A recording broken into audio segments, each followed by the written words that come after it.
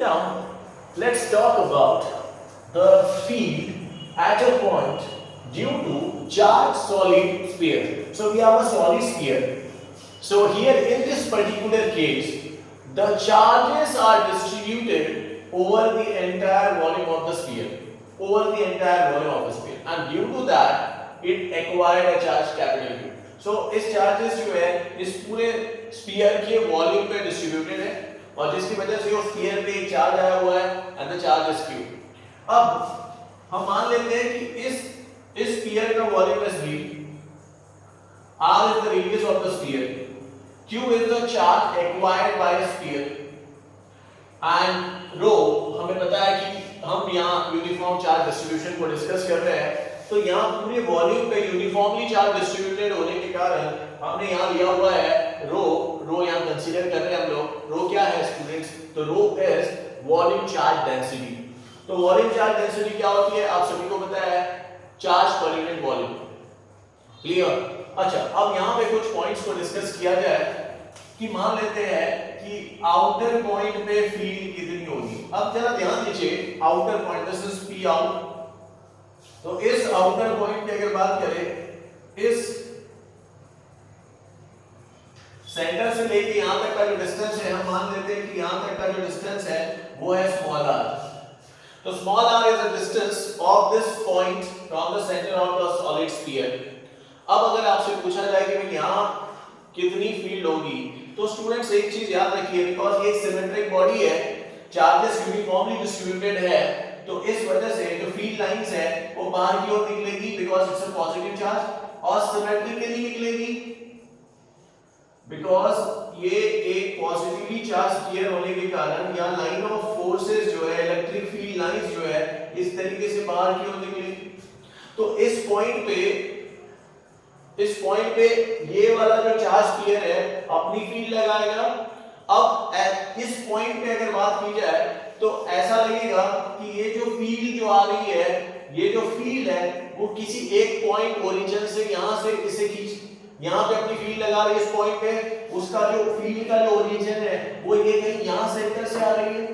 तो हम इस केस में इस स्फेरिकल चार्ज बॉडी को as a point charge treat कर सकते हैं, और अगर इसको as a point charge treat कर सकते हैं तो हम यहाँ पे कूलम्ब्स लॉ लगा सकते हैं। कूलम्ब्स लॉ के हिसाब से इस पॉइंट पे जो फील्ड होगी due to this solid sphere वो हो जाएगी k टाइम्स, k आप सभी को पता है it's a constant 1/4 pi epsilon not, तो k equal k into charge कितना है स्फीयर पे, capital Q divided by distance of separation का स्क्वायर। तो इस पॉइंट पे ऐसा फील होगा कि ये जो चार्ज Q है ये इस पॉइंट पे लोकेटेड है और यहां से ये फील्ड लगा रहा है यहाँ पे, और फील्ड कैसे लगेगी, तो अवे लगेगी। तो इस पॉइंट पे ये वाला जो चार्ज है वो अवे फील्ड लगाएगा because it's a positive charge. तो आइए जरा देखते हैं फील्ड एट PO मतलब आउटर पॉइंट, PO मतलब आउटर पॉइंट। तो इस केस में फील्ड क्या होगी, तो फील्ड हो जाएगी वेरी सिंपल, E आउट लिख देते हैं और ये क्या हो जाएगा K times Q divided by R का square. You can write like this, और आप लिख सकते हो, और E out equals to 1/4 pi epsilon naught Q upon R square, ये भी लिख सकते हो मैग्नीट्यूड वाइज। तो this is the field due to this solid sphere at point P which is outside the sphere. अब मान लेते हैं पॉइंट अगर यहां सरफेस पे हो, अगर पॉइंट सरफेस पे हो, this point I am talking about PS, तो हम लिखेंगे field at surface, field at surface. Surface वाले पॉइंट की बात की जाए तो PS लिया हुआ है, ये कहां था, आउटर पॉइंट,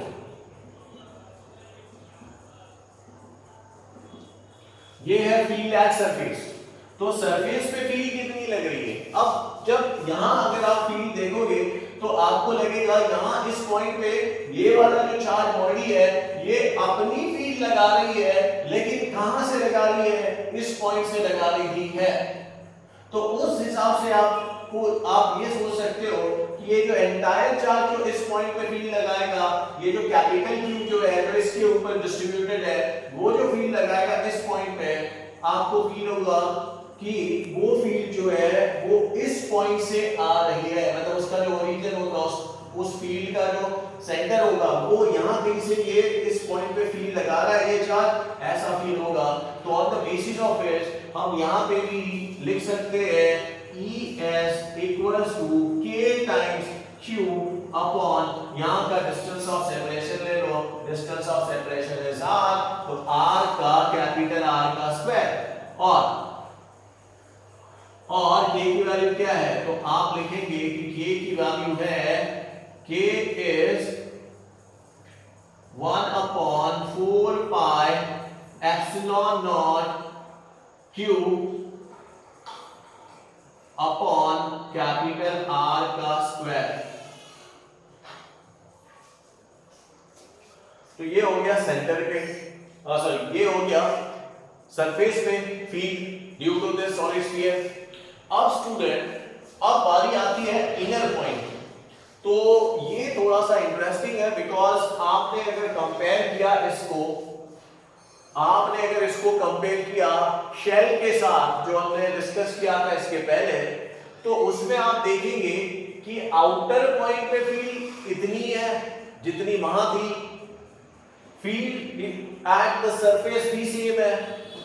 लेकिन जब हम लोग बात करेंगे इनर पॉइंट की, जो कि सॉलिड स्फीयर के अंदर के पॉइंट को जब हम लोग डिस्कस करेंगे, तो उस केस में आपको थोड़ा डिफरेंट फील्ड नजर आएगी, जो कि अगर आप शेल की बात करते थे, तो शेल के केस में जहां शेल की बात की थी हमने, तो हमने देखा था कि उसके अंदर चार्जेस नहीं होने के कारण उसके अंदर की फील्ड क्या होती थी, जीरो होती थी।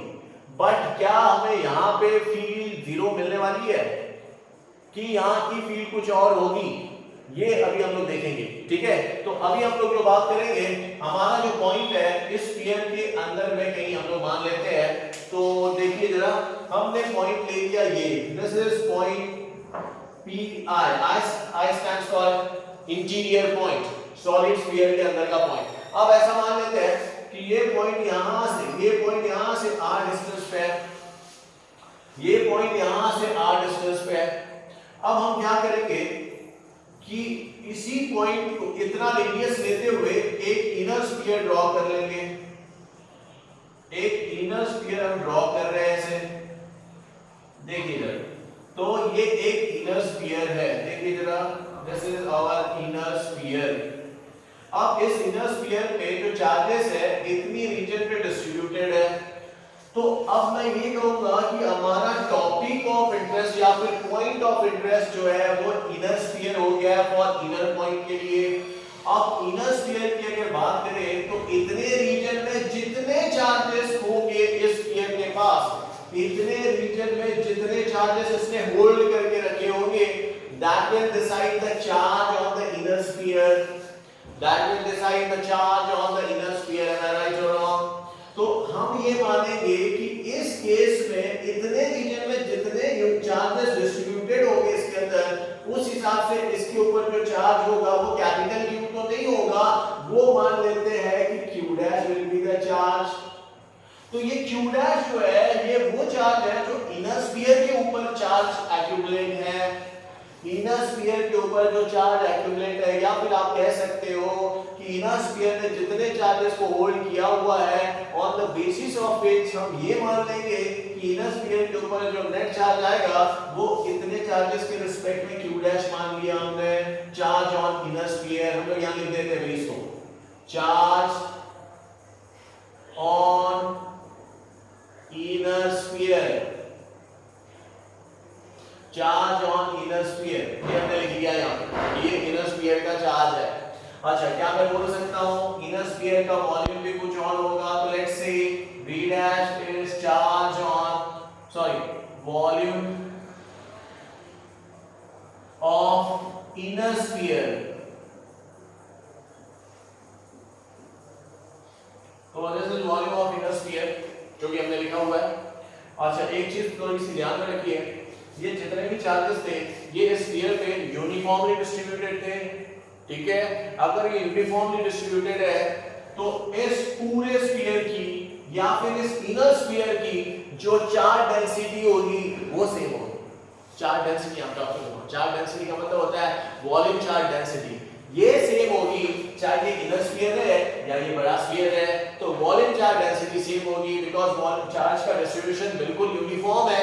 तो मैं ये कहूंगा कि इस पूरे बड़े वाले स्फीयर का जो डेंसिटी होगा चार्ज डेंसिटी वही इस छोटे वाले स्फीयर का चार्ज डेंसिटी होगा, on the basis of which we can say rho is equals to, pay attention now, rho is equals to capital Q, ये बड़े वाले का charge divided by volume of this bigger sphere, ये capital V ले लिया। Likewise we can say charge on inner sphere जो कि आपका है Q dash divided by volume of inner sphere. तो यहां से हम लोग लिख सकते हैं स्टूडेंट्स कि ये चार्ज डेंसिटी चाहे बड़ा स्फीयर है या छोटा स्फीयर है उसकी चार्ज डेंसिटी सेम रहेगी।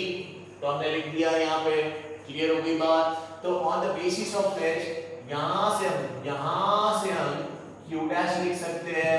क्या होगा Q dash in terms of Q and V, because ये नोन टर्म्स है हमारे लिए, ये नोन टर्म्स होने के कारण हम यहाँ लिख सकते हैं स्टूडेंट, क्या लिख सकते हैं देखिए, Q dash equal to can be say Q upon V into V dash. ये हमारे लिए बहुत इंपॉर्टेंट रिलेशन हमने यहाँ निकाला है जो अभी आपको आगे समझेगा। आई होप आपने इतना कॉपी कर लिया होगा। तो अभी हम लोग इनर पॉइंट के लिए फील्ड निकालने जा रहे हैं। Please copy this.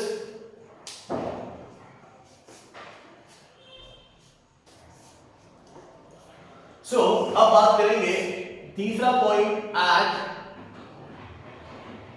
Inner sphere, sorry eight inner point, eight inner point. अब इस पॉइंट को हमने नाम दिया है पी आई, तो लिख देते हैं P I. Okay fine, now listen guys, अब इस पॉइंट की बात करें, जैसे आपने पी आई बोल रखा है, जब आप इस पॉइंट पे खड़े रहेंगे जब, या फिर कोई पॉइंट चार्ज जो है टेस्ट चार्ज अगर आपने यहाँ रखा, अगर आपने टेस्ट चार्ज को इस पॉइंट पे रखा तो टेस्ट चार्ज पे ये वाला जो चार्ज है ये अपनी फील्ड लगाएगा। इस इतने रीजन का जो चार्ज है वो है Q डैश, तो Q डैश अपनी फील्ड लगाएगा इस पॉइंट पे। वो कौन सी फील्ड होगी जो कि आउटवर्ड लग रही होगी इस पॉइंट में। तो इस पॉइंट पे Pi पे अगर आपने टेस्ट चार्ज रखा तो उस टेस्ट चार्ज पे जो फील्ड लगाएगा ये वाला जो चार्ज है यहाँ पे इतने स्फीयर में जो इतने स्फीयर के पास जितना चार्ज है वो चार्ज यहाँ पे फील्ड लगाएगा। वो फील्ड आउटवर्ड ही होगी बिकॉज़ यहाँ वाला चार्ज पॉजिटिव है, तो फील्ड कहाँ लगेगी, आउटवर्ड लगेगी। तो यहाँ वाले को लगेगा, यहाँ वाले टेस्ट चार्ज को लगेगा कि उस पे जो फील्ड लगाई जा रही है वो यहाँ कहीं से तो भी लग रही है, मतलब इस पॉइंट से लग रही है। तो on the basis of which हम ये लिख सकते हैं इनर पॉइंट पे जो फील्ड लग रही है वो भी हम लिख सकते हैं K टाइम्स, इस बार हमारा चार्ज कैपिटल Q ना होते हुए Q डैश रहेगा और डिस्टेंस ऑफ सेपरेशन आपका ऐसे रहेगा, इसका स्क्वायर, डिस्टेंस ऑफ सेपरेशन का स्क्वायर। अब हम यहां पे K की अगर, अब देखो स्टूडेंट्स, Q डैश आपको पता नहीं है बिकॉज़ Q डैश आपके पास नहीं है। अगर Q डैश आपके पास नहीं है लेकिन आपके पास जो दिया हुआ है वो है कैपिटल Q, तो आपको Q dash in terms of capital Q यहां एक्सप्रेस करना पड़ेगा, जो कि हमने यहां लिखा हुआ है। ये कैसे किया अभी बताया मैंने कि बिकॉज़ यहां चार्ज डेंसिटी सेम होने के कारण, चार्ज डेंसिटी सेम होने के कारण यहां पे Q by V is equals to Q dash by V dash। सो इस हिसाब से Q डैश की वैल्यू हमने in terms of capital Q and V निकाल ली है। अब इसे हम लोग यहां सब्स्टिट्यूट कर देते हैं, तो देखिए क्या मिलता है हमें।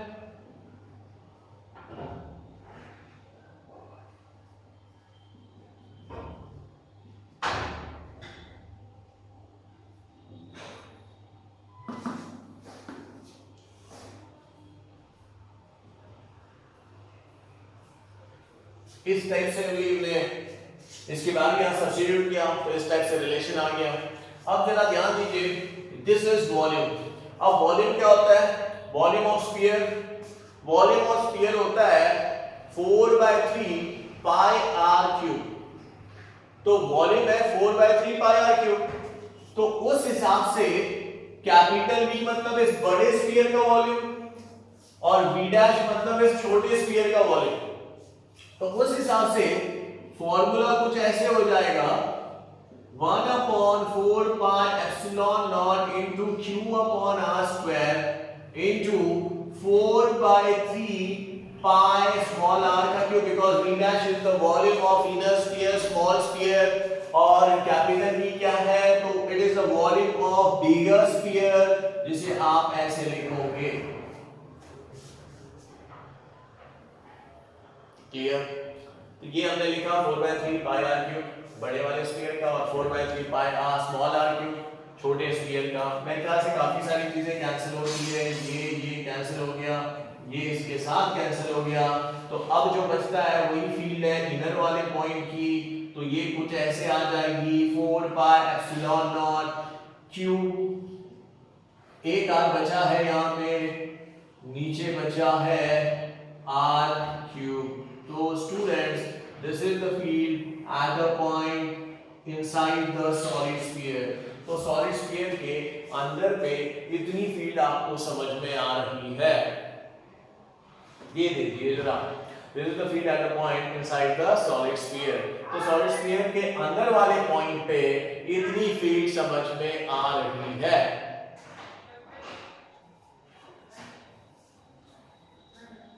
अब इसी तरीके से अगर पॉइंट सेंटर पे हो तो सेंटर पे फील्ड कितनी होगी ये भी देख लेते हैं। तो फोर्थ पॉइंट हम लोग लिख रहे हैं एट द सेंटर।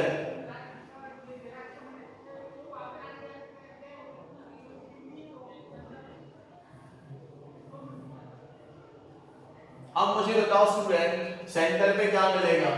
तो क्या मैं कह सकता हूं सेंटर की अगर बात करें, इस पॉइंट को आप आगे लेके जाइए, सेंटर तक ले जाइए, तो r की वैल्यू कितनी होगी?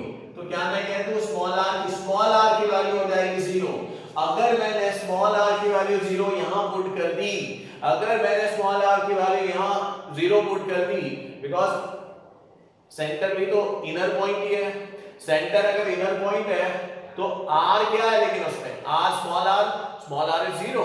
तो अगर 0 की बात यहां कर दी मैंने, तो 0 multiplied by anything will give you 0। तो याद रखना अंदर वाले सेंटर पे फील्ड जो होती है सॉलिड की वो होती है 0। तो यहां से हमें समझ में आया कि फील्ड जो है सेंटर पे वो कितनी आ रही है सॉलिड स्फीयर की, 0। Okay, so please copy this. हम फिर इसका ग्राफ देखते हैं जो कि इंपॉर्टेंट है। अब हम जो ग्राफ बनाने जा रहे हैं वो किसके बीच में बनाने जा रहे हैं? तो वो बनाने जा रहे हैं electric field and distance. Electric field and distance के बीच का प्लॉट बनाने जा रहे हैं। चलिए देखते हैं। सबसे पहले हम बात करेंगे इस पॉइंट की जो कि सेंटर बोल सकते हैं, आप सेंटर बोल सकते हैं, ओरिजिन बोल सकते हैं। तो बेटर वी कैन से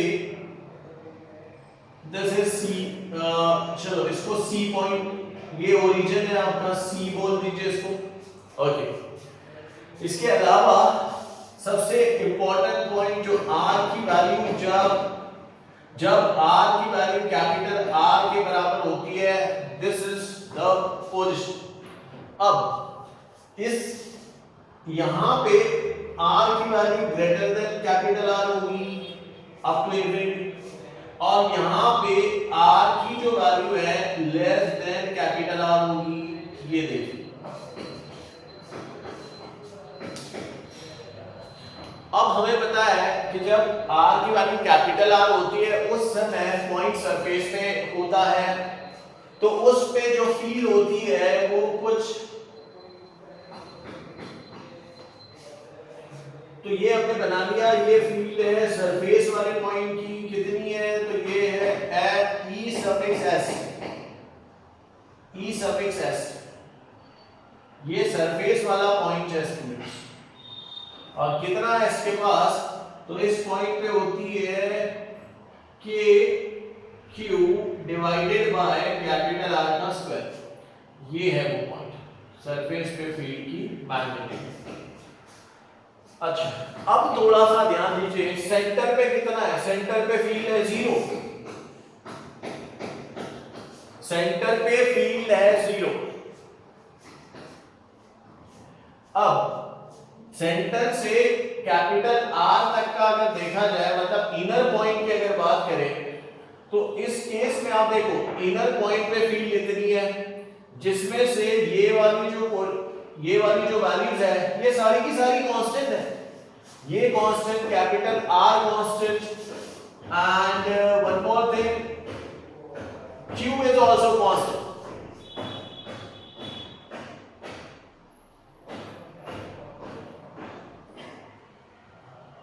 Q is also constant. तो only variable is R. R vary करेगा तो E भी वैरी करेगा। स्मॉल r की बात कर रहा हूं, स्मॉल r वेरिएबल है यहाँ पे, capital R is not variable term here because that's a fixed one. तो ये वाला जो है ये वेरिएबल, तो अंदर वाले पॉइंट के लिए अगर ये सारे के सारे कांस्टेंट, अंदर वाले पॉइंट के लिए अगर ये सारे के सारे कांस्टेंट कंसीडर किए जाए, तो E in is directly proportional to small r हो जाएगा, और अगर E in is directly proportional to small r, you will get a straight line। तो इस केस में यहां से यहां तक आपको स्ट्रेट लाइन प्रोपोर्शनल देखने को मिलेगा। तो फॉर, यहां देखिए, for small r is less than capital R, तो आप कहेंगे E is proportional to small r, मतलब हम यहां लिख सकते हैं E is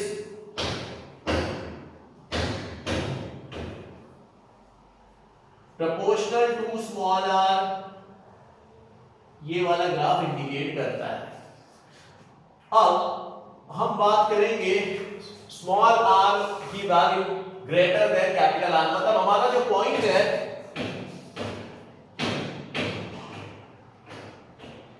वो आउटर पॉइंट कहलाएगा। तो इस केस में अगर देखा जाए, आउटर पॉइंट में हमने देखा था कि फॉर आउटर पॉइंट